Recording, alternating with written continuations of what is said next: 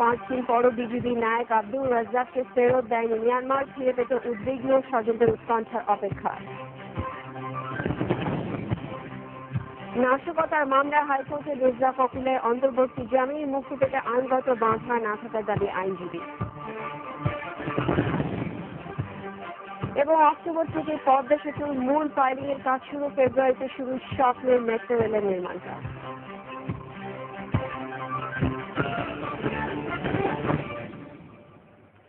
এছাড়া social front Times limited বিশেষ সংবাদে জানিয়েছেন দেশে দেশে আন্তর্জাতিক যোগ ব্যায়াম দিবস উদযাপনের।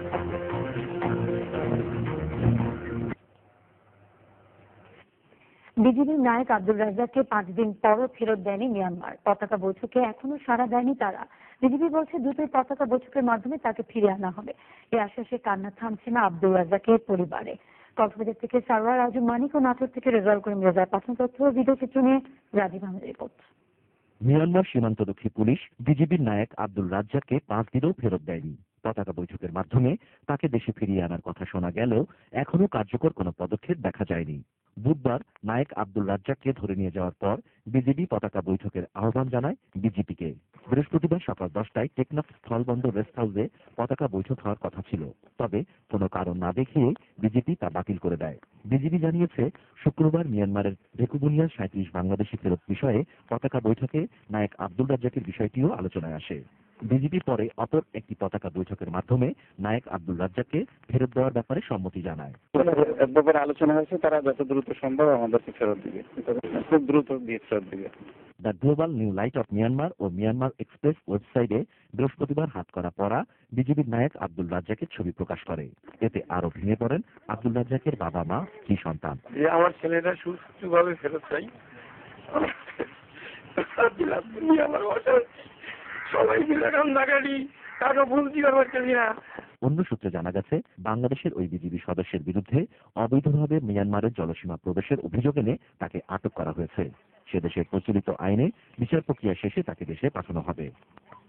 Rajib Ahmed, national desk, channel I. শারীরিক অসুস্থতা বিবেচনায় নাশকতার 3 মামলায় বিএনপির ভারপ্রাপ্ত মহাসচিব মির্জা ফখরুল ইসলাম আলমগীরকে জামিন দিয়েছেন হাইকোর্ট। বিচারপতি মোহাম্মদ রেজাউল হক ও বিচারপতি মোহাম্মদ খসরুজ্জামানের বেঞ্চ রুল নিষ্পত্তি না হওয়া পর্যন্ত তার জামিন মঞ্জুর করেন। একই সঙ্গে 3 মামলায় কেন ফখরুলকে স্থায়ী জামিন দেওয়া হবে না জানতে চেয়ে আদালত রুল জারি করেন। ঢাকা জেলা প্রশাসককে 4 সপ্তাহের মধ্যে রুলের জবাব দিতে বলা হয়েছে। ব্যারিস্টার রফিকুল হক জানিয়েছেন, মির্জা ফখরুলের বিরুদ্ধে থাকা 7টি মামলাতেই আদালত জামিন মঞ্জুর করেছেন। এখন তার মুক্তিতে আর কোনো আইনি বাধা নেই। ফখরুজ্জামান সাহেবের বেল হয়েছে, শারীরিক অসুস্থতা এবং বয়স হয়েছে, সব মামলা এখন জামিন হয়ে গিয়েছে, বেরিয়ে আসবে, বাধা নেই। আশা করি সবাই এই গভর্নমেন্ট কেসের ওপর চলছে। আপনি কিছু ভিক্টিমাইজ করতে হলে একটা কেস দেওয়া, সত্যিকারে কোনো কেসের কোনো বেসিস আছে বলে তো আমি ব্যক্তিগতভাবে মনে করি না। অক্টোবর থেকে পদ্মা সেতুর মূল পাইলিং এর কাজ শুরু হবে বলে জানিয়েছেন সড়ক পরিবহন ও সেতু মন্ত্রী ওবায়দুল কাদের। ফেব্রুয়ারিতে মেট্রো রেল নির্মাণের কাজ শুরু হবে বলে সংসদকে জানান তিনি। শাফির আদনান রিপোর্ট করছেন। 2015-16 সালের বাজেট নিয়ে সাধারণ আলোচনায় সংসদে সড়ক পরিবহন ও সেতু মন্ত্রী জানান, মেট্রো রেল নির্মাণের জন্য ডিসেম্বর পর্যন্ত 8টি দরপত্র আহ্বান করা হবে। কর্ণফুলী নদীর তলদেশ দিয়ে টানেল নির্মাণে এই মাসের শেষ নাগাদ চীন সরকারের সঙ্গে চুক্তি হবে বলে আশা করা হচ্ছে। ঢাকা, চট্টগ্রাম ও জয়দেবপুর ময়মনসিংহ মহাসড়ক 4 লেনে উন্নীত করার কাজ প্রায় শেষ পর্যায়ে থাকায় ঈদে ঘরমুখো মানুষের যাত্রা এবার স্বস্তিদায়ক হবে আশা তার। আগামী অক্টোবর হতে শুরু হতে যাচ্ছে সেতুর মূল পাইলিং এর কাজ। 2004 টন ক্যাপাসিটি হেমার পদ্মা তীরে চলে এসেছে জার্মানিতে।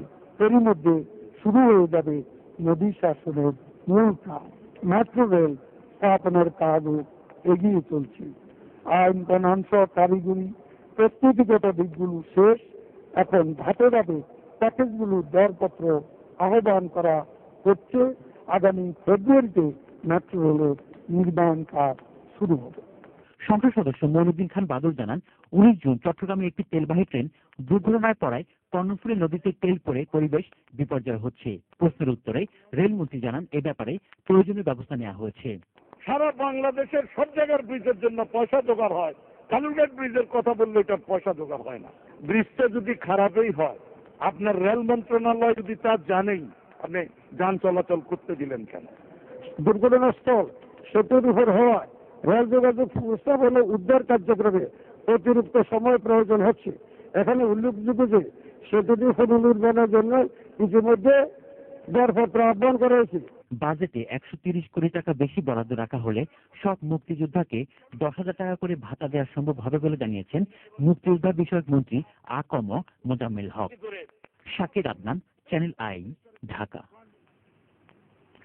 রাজনীতিবিদদের সঙ্গে ইফতার করেন বিএনপি চেয়ারপারসন বেগম খালেদা জিয়া। রাজনীতিবিদদের সম্মানে রাজধানীর বসুন্ধরা আন্তর্জাতিক কনভেনশন সেন্টারে নবরাত্রি হলে এই ইফতার মাহফিলের আয়োজন করেন বিএনপি চেয়ারপারসন। ইফতার মাহফিলে বিকল্পধারা প্রেসিডেন্ট প্রফেসর এ.কিউ.এম বদরুদ্দোজা চৌধুরী, জাতীয় সমাজতান্ত্রিক দল জেএসপি সভাপতি আসম আব্দুর রাব এবং দ্বিদলীয় জোটের এলডিপি প্রেসিডেন্ট অবসরপ্রাপ্ত কর্নেল অলি আহমেদ সহ অন্য নেতারা উপস্থিত ছিলেন।